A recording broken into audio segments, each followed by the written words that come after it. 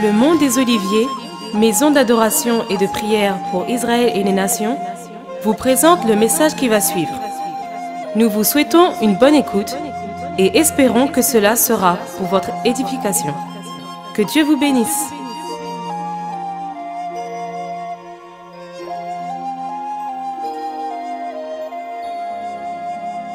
Merci Seigneur. Pour ce message, c'est au nom de Jésus que j'ai prié. Amen. Amen. Gloire au Seigneur. Amen. Ce soir, bien-aimés, je veux partager avec vous un thème béni. Dis avec moi, ce thème est béni. Et je crois que ça va ajouter un plus dans ce que tu connais. Nous parlerons ce soir du potentiel. Et j'ai intitulé ce message: tu peux réaliser pleinement tout ton véritable potentiel. Dis Amen avec moi. Amen. C'est quoi le potentiel? Le potentiel est juste ce qui est à l'intérieur de toi que tu n'as pas encore utilisé, que tu dois utiliser. Amen. Car j'ai compris que ce qui est derrière et ce qui est devant n'est point plus grand que ce qui est à l'intérieur de toi. Et aussi, ce que tu as vécu et ce que tu vivras, ou ce que tu vis, n'est pas tout ce qui existe. Tu quitteras cette terre, tu ne vivras pas tout ce que Dieu a créé. Donc, ce n'est pas la fin lorsque tu vis ce que tu ne veux pas vivre. Le présent d'aujourd'hui ne définit pas le demain que Dieu a conçu pour toi. Il peut arriver que les obstacles, la situation, les choses présentes soient contraires à ce que tu veux voir. Mais cela ne veut pas dire qu'il n'y a pas autre chose qui existe que tu n'as pas encore vu et que Dieu pourra par sa grâce te faire voir. Amen. C'est pour cela que je parle du potentiel. Nous sommes une vingtaine. Mais ça ne veut pas dire que demain, il ne sera pas plus de 20.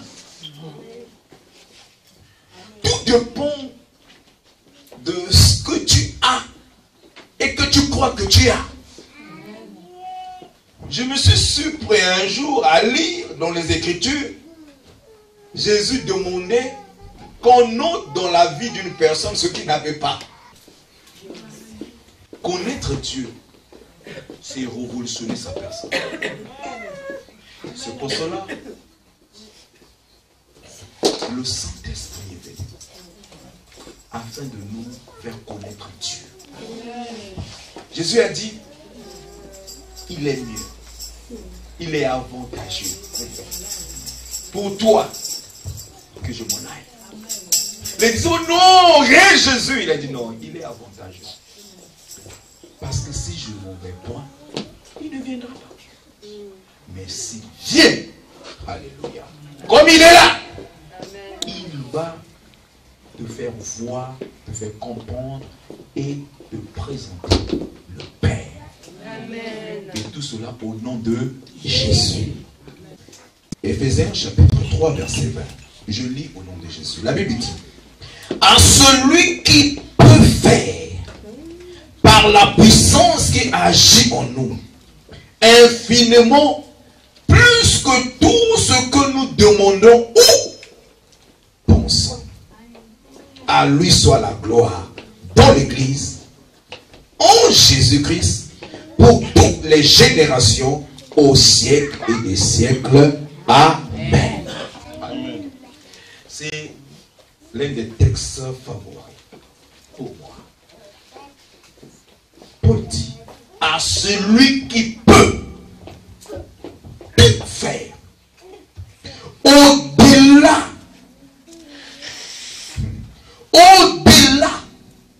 Déjà, il dit à celui qui peut faire par la puissance qui agit en nous. Donc, il y a quelque chose qui agit à l'intérieur de nous, que nous devions rencontrer, auquel nous devions collaborer. Il y a quelque chose de grand en toi que tu dois connaître afin que celui qui est venu puisse accomplir au-delà de tes demandes et de ta pensée. Attends, je vais te poser une question ce soir. Quelle est la dimension de ton imagination? Où peux-tu imaginer ou envoyer ton imagination? Dans quelle dimension, dans quelle distance peux-tu envoyer ton imagination? Tu peux l'envoyer jusqu'où? Jusqu'à quel niveau peux-tu imaginer? Hein? Bon, tu imagines que tu es aux États-Unis. On est à combien de kilomètres des États-Unis? Regarde là où ta pensée arrive. Bon, tu imagines que tu es dans l'espace. Tu vois là où ta pensée arrive. Mais la Bible dit, au-delà de là où tu imagines, il va accomplir. Alléluia. Est-ce que quelqu'un m'entend ce soir? Amen. Toi, tu pousses ta pensée jusque dans l'une des planètes que les hommes ont découvert, n'est-ce pas? C'est là où ta pensée s'arrête. Mais Dieu dit qu'il va au-delà. Donc ça veut simplement dire que quand tu collabores avec la puissance qui est à l'intérieur de toi, tout devient possible. Tout devient possible. Je suis en train de réaliser qu'il n'y a rien d'impossible avec Dieu. Et quand tu confrontes ta pensée avec la pensée de Dieu, ton raisonnement avec le raisonnement de Dieu, alors tu rentres dans l'éternité. Quand tu arrives dans l'éternité, alors rien ne peut te stopper, rien ne peut t'arrêter, rien ne peut te bousculer. Tu deviens comme du vent, sans limite. La Bible dit, l'Esprit de Dieu comme le vent. Hein? Un jour, je parlais aux enfants de l'église, je les ai dit, quand vous êtes conduits par l'Esprit de Dieu, vous devenez comme le vent. Ton ennemi ne peut pas reconnaître ou connaître là où tu es. Il ne peut pas localiser ta personne. Parce que tu ne peux pas prédire le mouvement du vent, n'est-ce pas? Personne ne peut prévenir le mouvement du vent. Le vent peut souffler vers la droite. À un moment, vous le voyez se tourner vers la gauche. Après, il quitte la gauche, il va vers l'est. Après, il va vers le nord. Après, vers le sud. Après, tu ne peux pas maîtriser le vent. Et quand quelqu'un est conduit par l'Esprit de Dieu, l'ennemi ne peut pas le maîtriser. Amen. C'est pour cela, la Bible dit, celui qui est conduit par l'Esprit de Dieu est fils de Dieu. Est-ce que tu peux acclamer très fort pour le Seigneur? Suis-moi très bien ce soir parce que je veux te dire des choses qui vont te défier. Et en sortant de ce lieu, certainement, tu n'auras plus la même vision de ta personne. Tu t'élèveras et tu iras gagner des âmes. Amen. Tu ne fermeras plus ta bouche. Amen. Parce que tu sauras qui tu es. Vous savez bien aimé, quand on ignore qui on est, on se laisse tripoter, balader par n'importe qui. On a peur de la vie. En réalité, quand tu comprends comment Dieu fonctionne, la vie devient pour toi un élément. Le monde devient pour toi un lieu d'exercice pour accomplir les choses de ton Créateur. Et tu te considères comme un missionnaire en mission sur la terre pour accomplir la volonté de Dieu. Et vous savez, un missionnaire, quand il est envoyé quelque part, il a toujours le cœur vers l'endroit où il est venu. Parce que tous ces instructions et tout ce qui demande cette mission vient du lieu où il vient. Donc, quand il y a quelque chose qui ne va pas sur le terrain, il appelle le quartier général. Parce que sa pensée se trouve là-bas. Et quand tu te considères ainsi, bien-aimé, rien ne pourra t'effrayer. Tu marcheras sur cette terre, la tête haute, les bras levés et plein d'assurance. Parce que tu sauras qui t'a envoyé. Alors, bien-aimés, nous faisons partie d'un royaume. Et la Bible nous révèle que on a un créateur qui nous a créés. Donc, on était fabriqués. Il y a quelque temps, j'ai acheté un appareil que je vais amener en Afrique. La première phrase qui était inscrite dans la notice était ceci. Veuillez lire attentivement cette notice avant de brancher votre appareil. Veuillez lire attentivement. Pourquoi le mot attentif? Parce que cette attention me permettra de mieux utiliser mon appareil. Et je suis le premier. Très souvent, on achète un appareil téléphonique ou bien un appareil comme pour le pasteur. Et la première chose qu'on fait, c'est qu'on ouvre le carton, on sort l'appareil, on jette tout ce qui est à l'intérieur et on prend le chargeur et on branche notre appareil et on commence à tripoter. Et on réduit la durée de vie. Si l'appareil devait faire 20 ans, maintenant on fait 10 ans. Simplement parce que nous n'avons pas pris le temps de lire la notice. Pour un appareil téléphonique, on dit avant de pouvoir l'utiliser, il faut le brancher au moins 2 heures. Mais très souvent, on ne le fait pas. Et mais on est étonné que la batterie de notre appareil ne dure qu'un mois. 2 mois. Après, on est obligé d'acheter une autre batterie.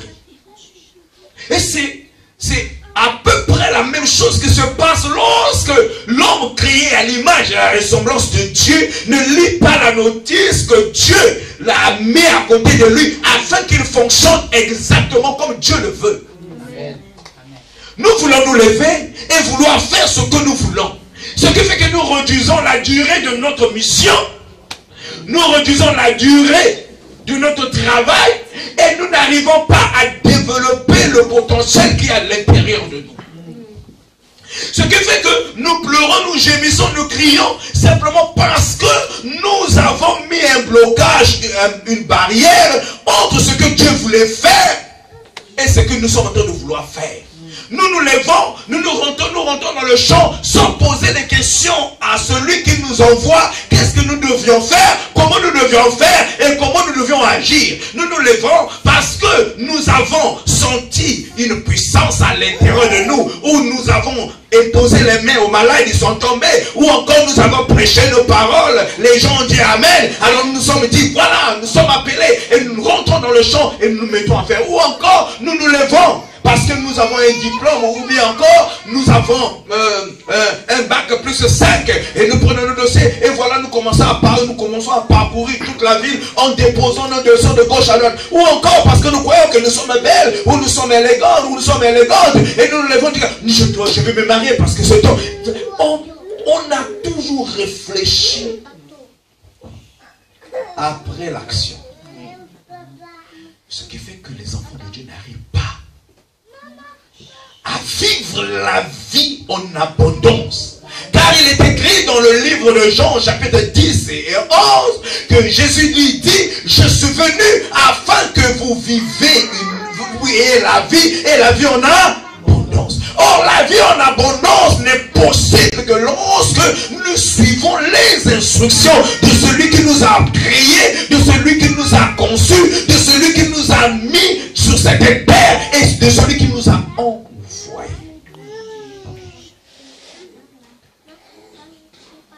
La deuxième phrase qui se trouve dans la notice est ceci.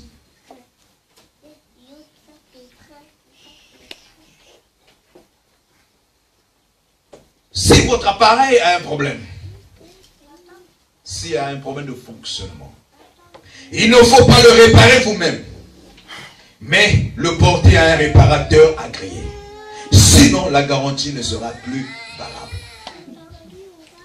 Où vas-tu quand la situation n'est plus méprisable?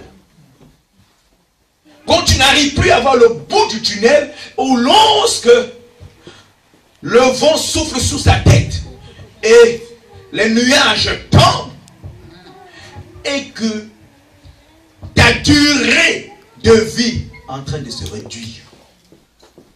À qui regardes-tu? À qui parles-tu? Où tournes-tu tes regards?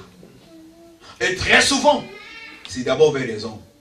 Et lorsque nous avons échoué, sans seulement que nous nous tournons vers Dieu pour dire, oh Dieu vient à mon secours. Ah, il est écrit, maudit soit celui qui se confie à l'homme. Bien-aimé, quand tu comprends le pourquoi de ta personne sur la terre, ton cœur se tranquillise. Et quand tu te lèves, tu sais qui s'est levé avec toi. Et quand tu parles, tu sais qui parle avec toi. Quand tu manges, tu sais qui mange avec toi. Connaître qui est auprès de toi et la puissance de celui qui est auprès de toi te rassure ton lendemain et te permet d'avoir l'assurance de voler comme un aigle. Vous avez déjà vu un aigle voler? Vous avez déjà vu un aigle voler? Oh, j'aime bien cet oiseau. Il est fier d'être un aigle. Déjà quand il se pose sur une branche ou bien sur un rocher, son regard, il ne regarde pas comme les moignons, les petits oiseaux. Ils sont inquiets. Ils sont inquiets. Ils sont inquiets, ils regardent partout. Ils mangent un peu, ils regardent. Ils mangent un peu, ils regardent. Il dit, ah, peut-être on va m'attraper. Mais non, l'aigle, ce n'est pas son problème. Quand il se pose quelque part, il est calme. Il tourne son regard comme ça. Majesté, il regarde. Il regarde. Il observe. Il localise l'endroit où il veut voler. Il voit le ciel. Il regarde après. Quand il veut voler, il secoue d'abord son corps. Et puis il se pousse vers là-haut. Dès qu'il vole, il ouvre ses ailes. Il plane. Il plane. Il plane. Et vous savez, il ne vole pas au même niveau que tous les oiseaux. Il va très haut. Très très haut. Il arrive à une distance très élevée. Il ouvre ses ailes et il se laisse emporter par le vent. Amen. Il se laisse emporter par le vent. Il plane. Il plane. Il plane. Son élève. C'est pour ça que quand vous entendez qu'un oiseau est rentré dans les réacteurs d'un avion à la vitesse de la croissance de l'avion, ne pensez même pas à un moineau. C'est un aigle. C'est un aigle. Mais l'aigle a tellement d'assurance que Dieu, dans les Écritures, a parlé de lui.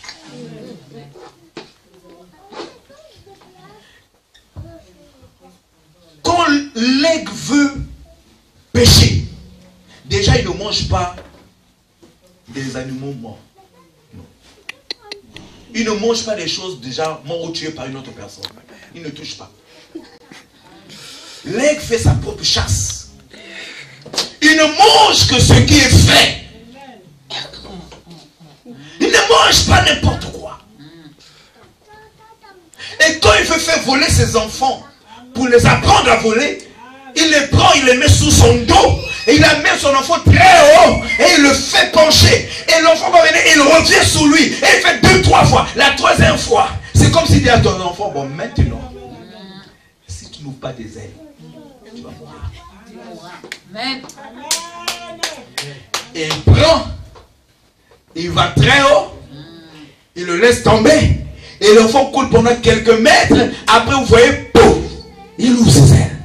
Il vole à côté de sa mère, et puis il dit bye bye. C'est la séparation. Amen. Tu ne peux pas voir deux aigles voler ensemble. Et tu ne peux pas voir l'aigle voler avec les amis des autres oiseaux. Non, non. Il est toujours solitaire. Pourquoi? Parce que c'est sa nature. il est confiant. Il a une assurance ferme. Il sait qui est son créateur. Il sait comment le créateur l'a créé. Et il sait quelle est la valeur qu'il a vis-à-vis de son créateur. Et tout ce qu'il fait, il honore, il glorifie, il magnifie son créateur. Ça, c'est l'oiseau. À plus forte raison, toi, qui a été créé à l'image et à la ressemblance de Dieu.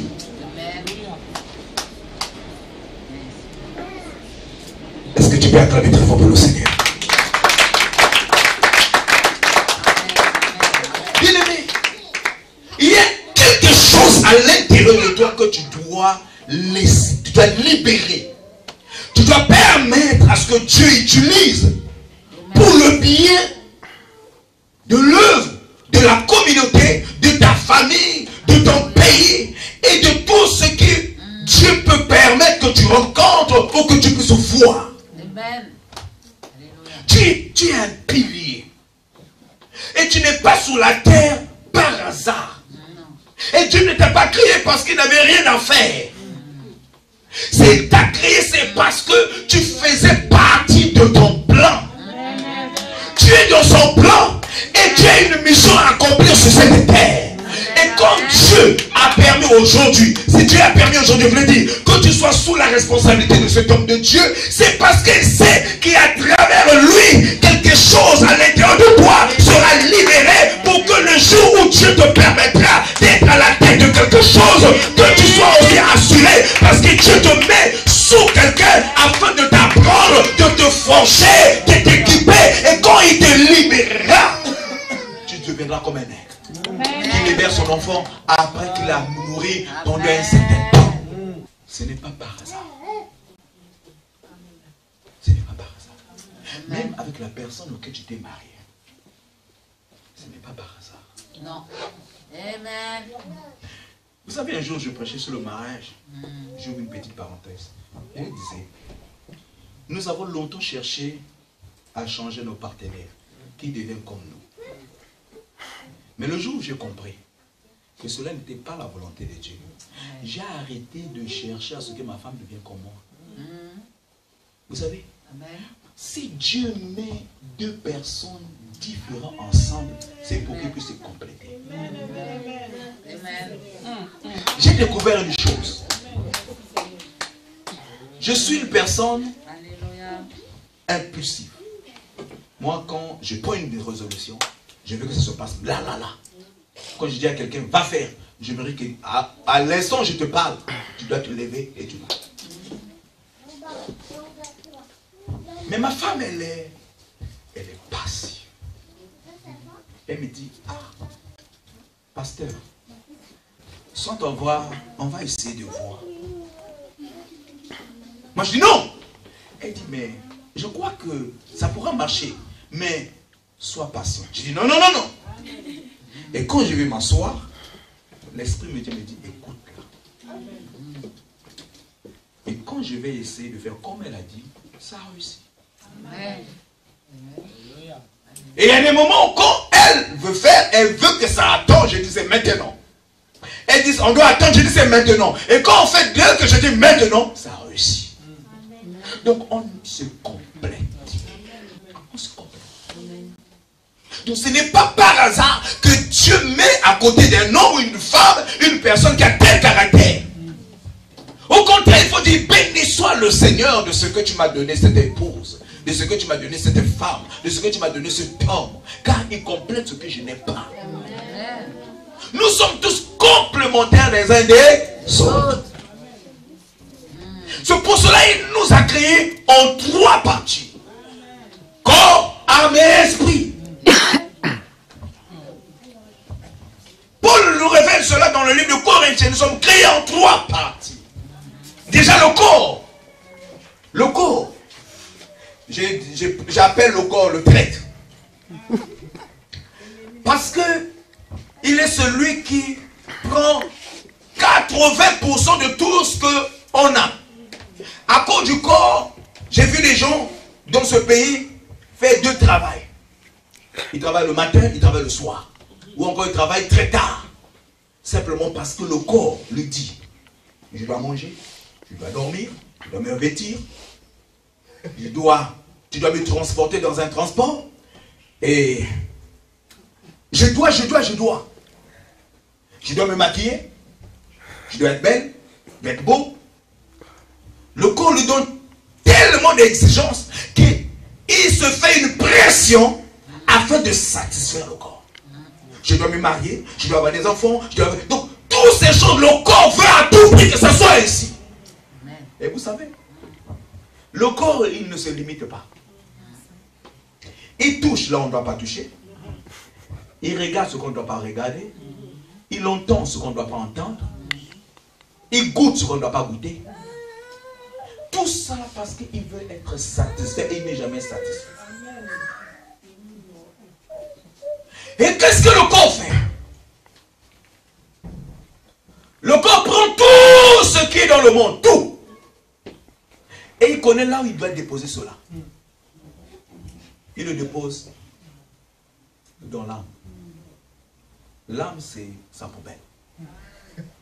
Parce que l'âme est composée des émotions, des sentiments, des pensées, de l'intellect.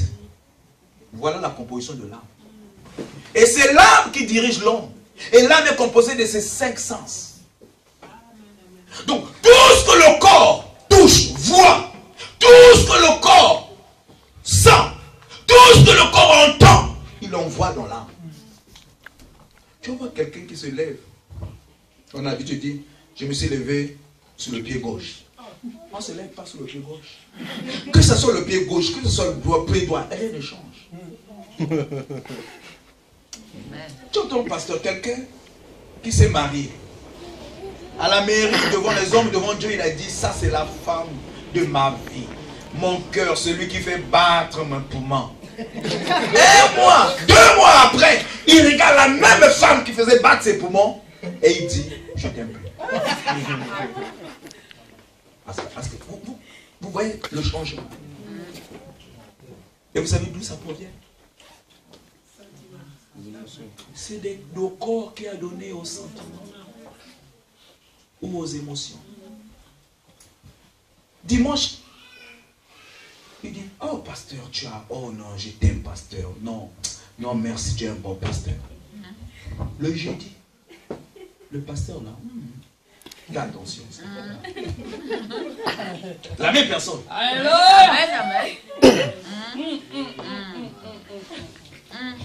Les émotions. Où il en a eu? Bah, au corps. Le corps donne, il reçoit. Il reçoit. C'est pour cela que Paul a parlé des chrétiens charnels et des chrétiens spirituels. Et ensuite nous avons l'esprit. Alléluia. Acclame si tu veux acclamer. Acclame le Seigneur. Alléluia. Ensuite nous avons l'esprit. Bien aimé, l'esprit, c'est le gentleman. Il est là. Il ne peut pas être corrompu. Non. Alors, il y a une chose qui se passe dans la vie d'un homme. Quand son âme est attachée à sa chair, cette personne est une personne charnelle. Elle vit dans la chair. Ce sont les émotions, les sentiments, son intellect, ses pensées et les 5 sens qui le dirigent. Une telle personne ne peut pas voir la gloire de Dieu, ne peut pas entendre Dieu, ne peut pas réaliser les choses de Dieu. Il peut fréquenter l'église, mais il ne peut pas apporter quelque chose de meilleur dans l'église. Tout ce qu'il apportera, c'est les murmures, c'est les gémissements, c'est les cris, c'est l'embrouille, c'est la panique, c'est la jalousie, c'est l'hypocrisie. Tous les fruits de la chair, ça va se manifester dans sa vie. C'est pour ça que bien aimé, pasteur, je ne m'étonne plus. Quand je vois quelqu'un manifester ce genre de choses, je dis, c'est son âme qui est attachée à sa vie. Une telle personne ne peut pas être sauvée. Tout ce que même si vous imposez les mains sur lui jusqu'à ce que tous ses cheveux partent de sa tête, je vous dis qu'il ne changera point.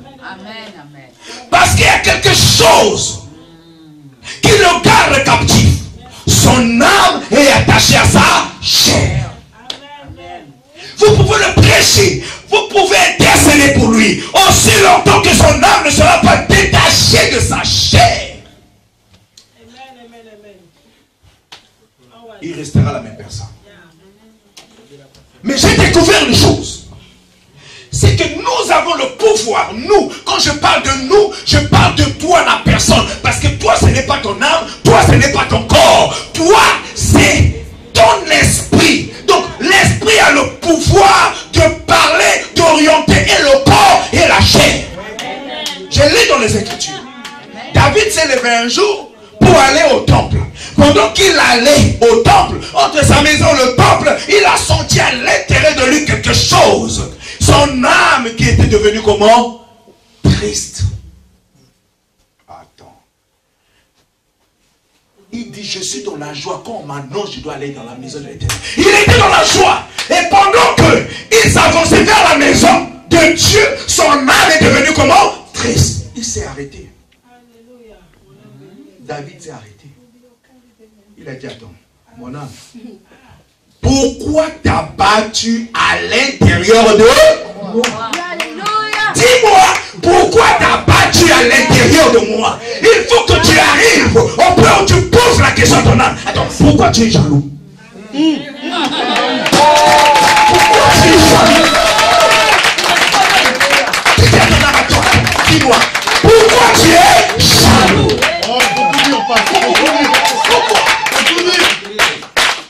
Dis-moi, si ton âme te donne une réponse, et toi, tu es connecté avec Dieu, tu auras toujours une réponse à le contredire. Parce que ton âme n'aura pas de réponse. Tu dis, pourquoi tu es jaloux? Pourquoi tu t'attristes? Pourquoi tu es inquiet? Pourquoi tu as le doute? Pourquoi tu te paniques? Pourquoi tu gémis? Pourquoi tu pleures? Dis-moi pourquoi. Alléluia. Comme l'âme de David n'avait pas une réponse, alors David l'a orienté, l'a commandé, l'a dirigé. Lève-toi et adore le Seigneur. Loue le Seigneur. Tu es créé pour louer et adorer le Seigneur. Bien aimé, le jour où j'ai compris ces choses, j'oriente mon âme. Je vais m'ouvrir une petite parenthèse. Je me suis marié il y a 8 ans. Ça fait déjà 8 ans. Au début de notre mariage, c'était très difficile. Nous avons eu beaucoup de problèmes avec ma femme. Au point où ma famille nous s'est séparés. L'incompréhension. Je n'arrivais pas à comprendre. Elle ne comprenait pas, je ne la comprenais pas. Je peux dire que c'est notre garçon qui nous a vraiment gardés. Parce que quand on le regarde, on dit, bon, on va encore essayer. Mais comme j'ai compris que je devais corriger mon âme, Amen. Je vis une vie très, très, très glorieuse. Aujourd'hui, je le dis, j'aime ma femme comme au commencement. Amen.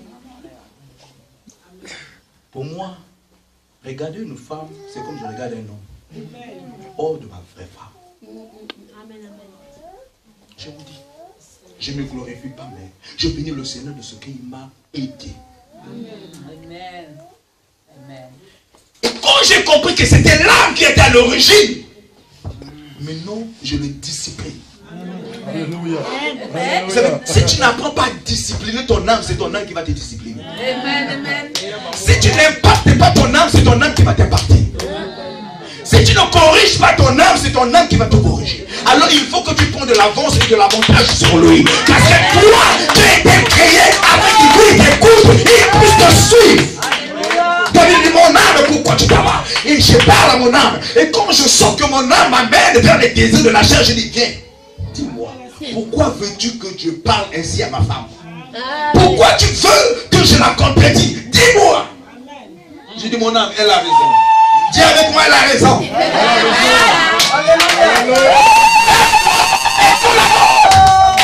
Alléluia. Vous savez, il y a un problème avec nous-mêmes. C'est que nous n'arrivons pas à nous parler nous-mêmes. C'est vrai, c'est vrai. Nous n'arrivons pas à nous parler nous-mêmes. Amen. On veut que quelqu'un parle pour nous. On veut que quelqu'un puisse dire pour nous. Moi j'ai compris. J'étais à l'église.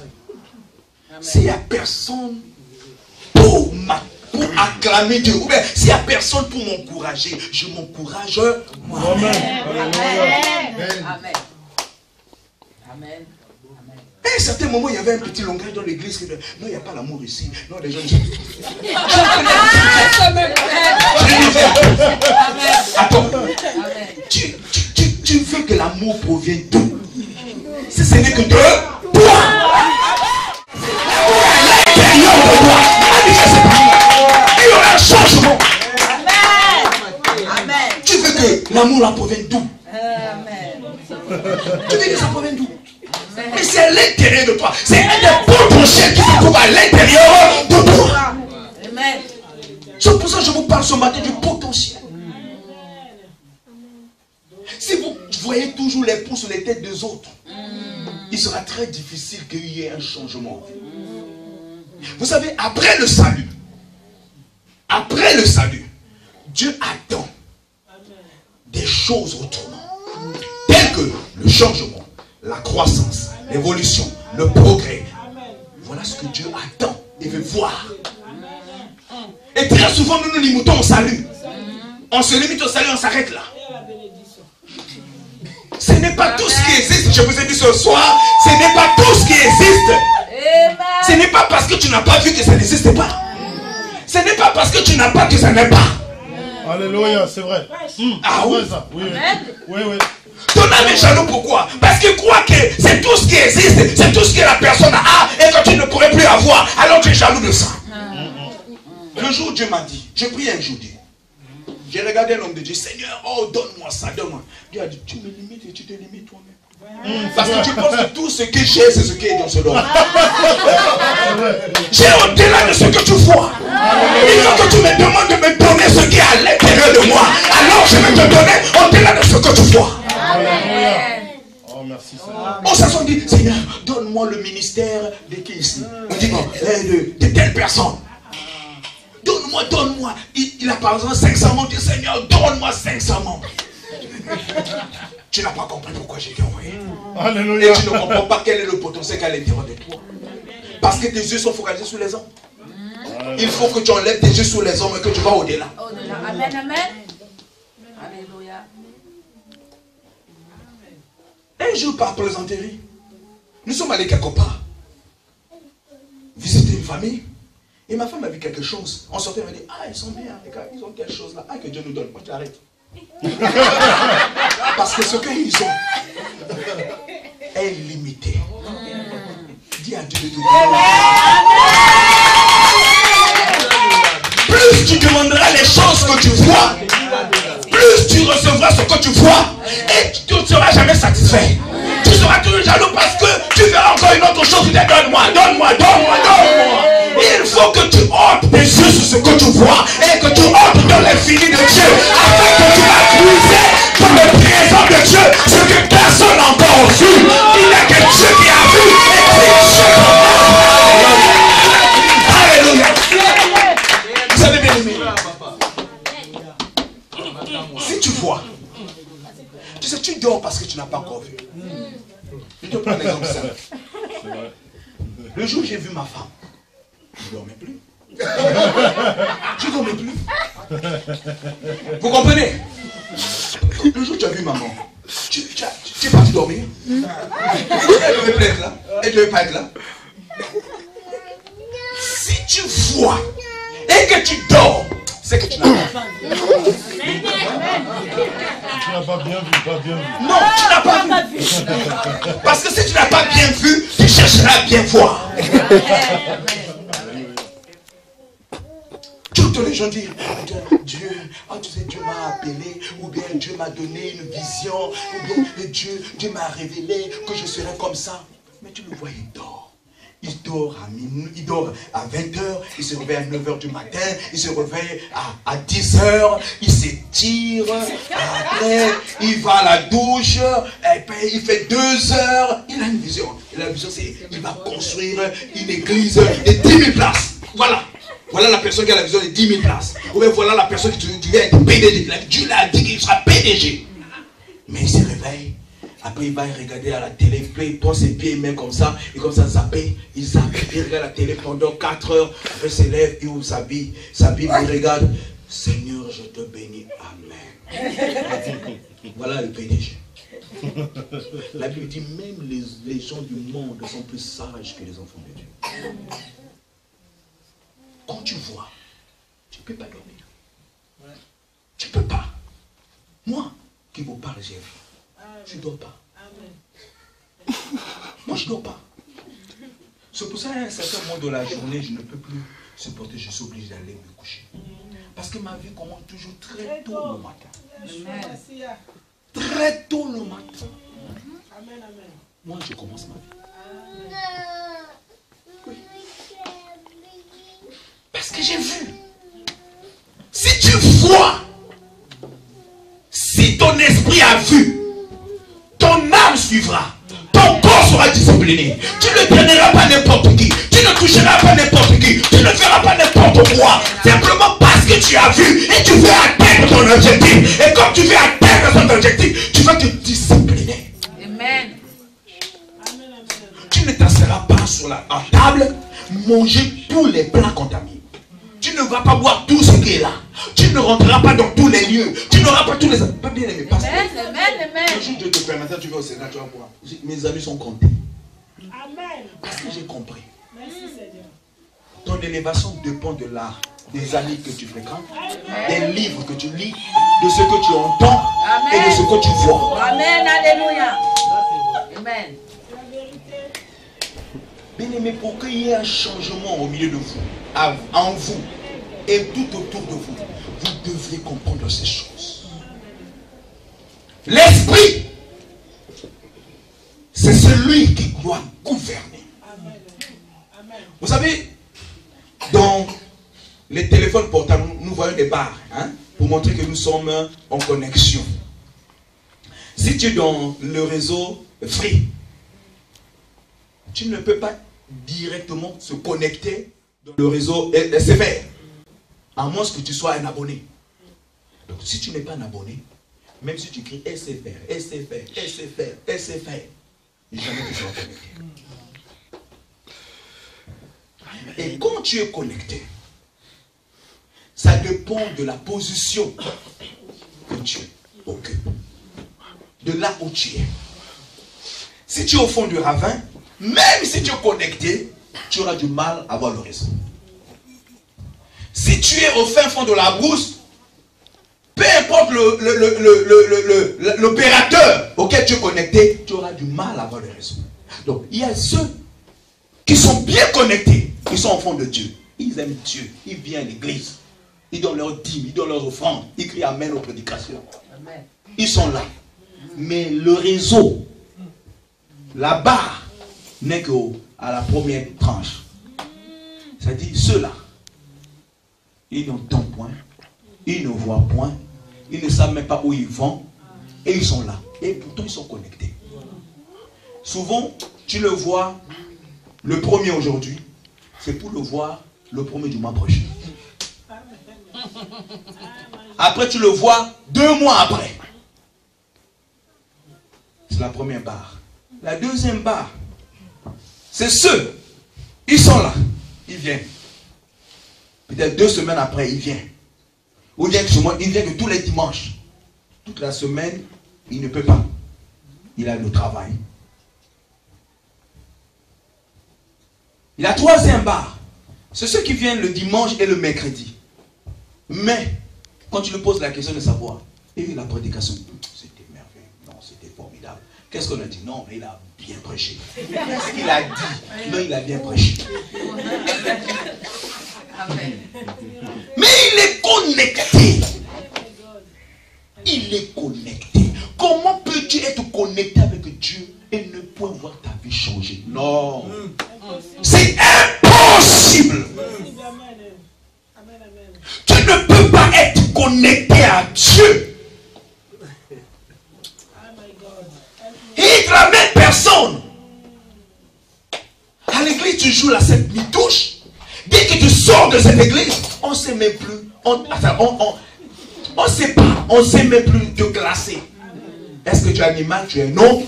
Ou tu es chrétien, ou tu es païen, ou tu es animiste? On ne sait pas dans quelle catégorie tu classes. Parce que tu as tellement de visages et de casquettes que les gens ont du mal à te localiser. Nous devrions être connectés avec Dieu, avoir le plein réseau.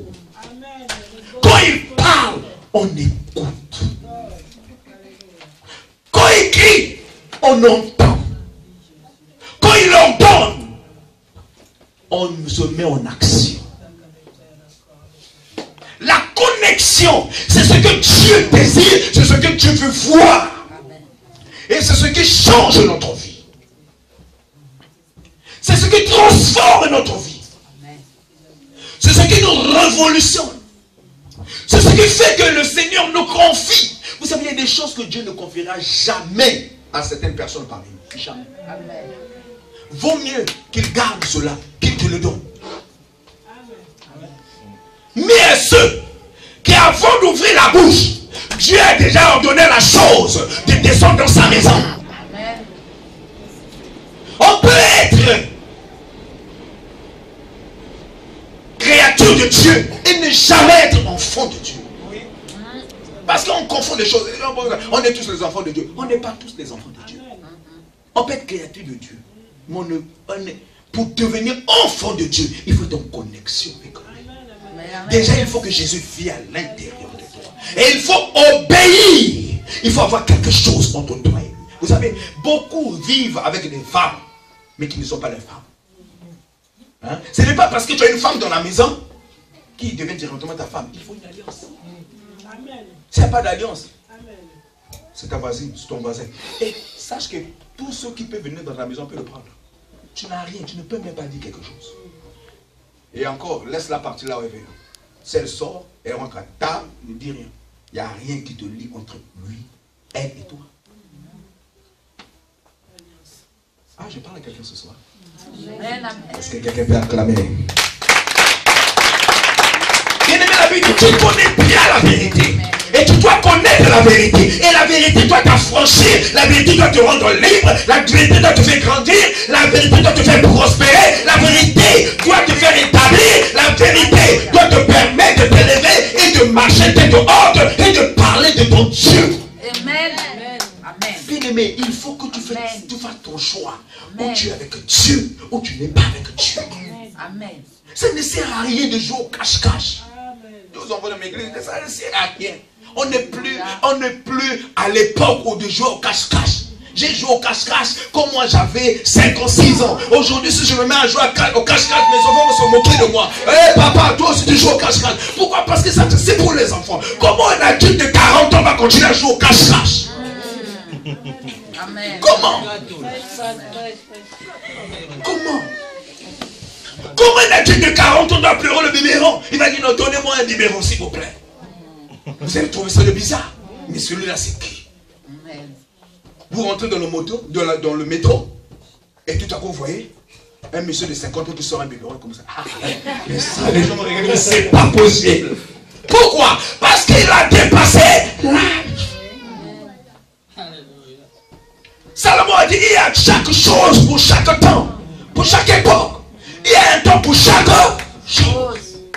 Il y a un temps où tu pleures, il y a un temps où tu gémis, il y a un temps où tu dois te lever, il y a un temps où tu dois marcher, il y a un temps où tu dois sourire, il y a un temps où tu dois crier, il y a un temps où tu dois devenir l'aide des autres. Si les autres ont tendu la main, demain c'est toi qui dois tendre la main, ils doivent tendre la main vers toi afin que tu deviennes leur soutien. Tu ne dois pas rester un soutien éternellement. Il faut que après qu'on t'a soutenu, que tu soutiens quelqu'un. Voilà le but de Dieu pour notre vie. Et pour cela, il veut que nous croissons à tous les gars, comme quoi l'état de l'esprit de Dieu qui est à l'intérieur. Même dans la vie de chaque jour. Nous devons croire. Qui parmi nous peut accepter? Voilà cette petite fille. Elle a, je sais pas, 1 an ou 2 ans. Elle est en train de prendre le yaourt. Aujourd'hui, on tolère. Elle peut prendre le yaourt à l'église, elle peut pleurer. Mais c'est elle a maintenant 30 ans. Et est-ce que c'est sa mère qui va lui donner le yaourt dans la bouche? Non. Et si on voit sa mère faire ça, tout le monde va se plaindre. Pourquoi tu fais ça? Simplement parce que c'est illogique. Ce n'est pas normal. Il y a un dysfonctionnement. Vous savez, moi je dis toujours à tous ceux que je rencontre ça, sachez que si vous êtes ici, c'est parce que vous avez quelque chose à donner, à faire et à accomplir. Ne vous limitez pas, ne vous réduisez pas, élargissez l'espace de votre tente afin que Dieu vous donne en abondance et que vous vous levez. Est-ce que vous n'avez pas vu les PDG noirs ici en Europe? Vous n'avez pas vu? Moi j'ai un ami qui est PDG ici en Europe. Il emploie les blancs, les autochtones. Dieu ne choisit pas un lieu. Partout où tu es, Dieu peut te bénir. Pourvu que tu crois et que tu saches que ce qui est en toi peut faire quelque chose pour ceux qui sont autour de toi. Est-ce que tu peux dire Amen? Amen. D'où il t'a donné quelque chose qui ne doit pas te limiter. Le jour où Dieu a appelé Moïse, dans le livre de Josué, Josué au chapitre 1, Dieu appelle Josué et il dit, Josué, serviteur de Moïse. Moïse est mort. Je me suis toujours posé la question de savoir pourquoi Dieu avait précisé serviteur de Moïse. Vous savez, il y a des choses que nous entraînons dans notre parcours et qui deviennent demain des blocages, des pierres d'achoppement et qui ne permettent plus à Dieu de nous utiliser efficacement. Simplement parce que dans notre tête, nous croyons que nous ne pouvons pas faire au-delà de ce que nous avons vu ou au-delà de la personne qui était devant nous. Jésus lui-même a dit, vous ferez plus que ce que moi j'ai fait. C'était pour permettre à chacun de se libérer, de dire que je vais m'arrêter là où Jésus a fait. Il a dit aux disciples, vous avez vu, mais je ne veux pas que vous vous arrêtez dans ce que j'ai fait. Mais maintenant vous devez faire au-delà. C'est pour ça qu'il a dit, vous ferez au-delà de ce que moi j'ai fait. Dieu a appelé Moïse. Josué, il a dit, Josué, serviteur de Moïse. Moïse est mort. Maintenant, lève-toi. Il y a un moment dans ta vie, tu étais assis parce que tu croyais que tout était fini. Peut-être tu t'es même couché. Mais je te dis ce soir, tu dois te lever. Il faut que tu prennes la résolution. La Bible dit, à tes résolutions répondra quoi? Ton succès. Ton succès dépend de ce que tu vas prendre comme résolution ce soir. Tu dois te résoudre, tu dois prendre la résolution. Je ne veux plus que ça se passe ainsi. Il faut à un certain moment de ta vie que tu dis, assez, c'est assez. Je ne veux plus tourner tout autour du pot. Même les enfants d'Israël qui ont tourné tout autour de la montagne, à un certain moment Dieu les a arrêtés. Il a dit, attendez, arrêtez-vous. Désormais arrêtez. Vous avez assez tourné tout autour de cette montagne. Maintenant, il faut que vous arrêtez.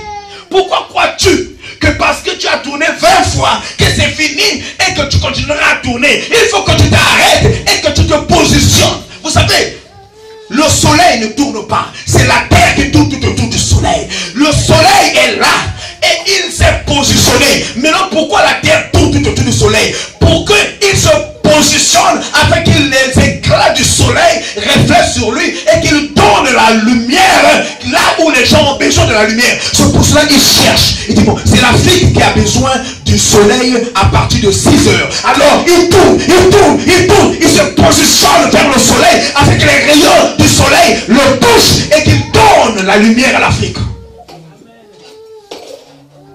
C'est toi qui dois tourner et te positionner là où tu es. Afin que Dieu reflète sa gloire sur toi. Elle dit, il va refléter, il va faire luire son visage sur toi. Et quand les gens te verront, ils diront non, on a vu Dieu à travers cette personne. Parce que la gloire de Dieu est sur lui. Amen. As-tu lu l'écriture qui nous enseigne de ce que cet aveugle né a répondu à ceux qui croyaient que ce n'était plus lui? Ils sont venus le regarder. C'est pas lui. L'autre, il le ressemble. Il dit non, venez, c'est moi. Quand la gloire de Dieu touche quelqu'un, les gens seront confus. Ils vont se dire, est-ce que c'est lui? Est-ce que ce n'est pas lui? Mais vous-même, vous allez témoigner de cette gloire à l'intérieur de vous. Vous allez dire, c'est moi. Je vous dis que c'est moi. C'est moi qui passais ici. C'est moi auquel vous vous moquez. Mais aujourd'hui, la gloire de Dieu me couvre. La gloire de Dieu a rempli mon âme. Maintenant, je suis un homme comment? Dieu se sommet. Quelqu'un vient te dire, je vais t'épouser.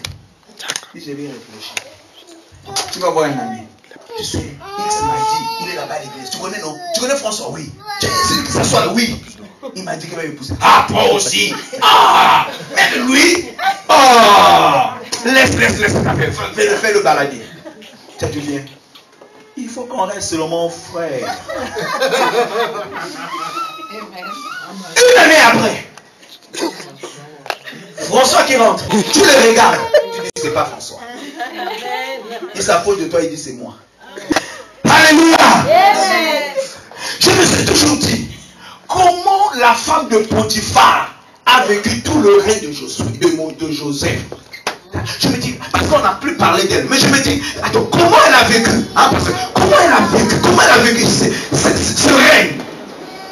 La femme de Potiphar, qui voulait à tout prix que Joseph va avec elle.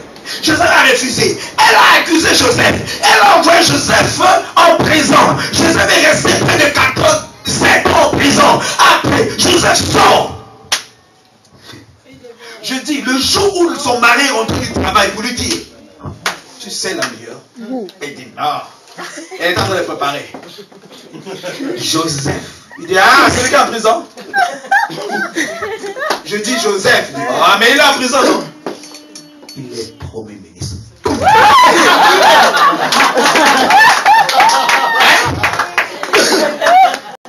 Elle est tombée dans les pommes. Parce qu'elle ne s'imaginait pas. Ton ennemi ne va jamais s'imaginer là où tu es avec toi.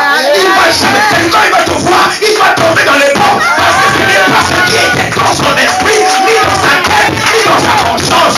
Et parce que pour lui, ce sera un mirage. Mais pour toi, c'est le miracle de Dieu. Amen.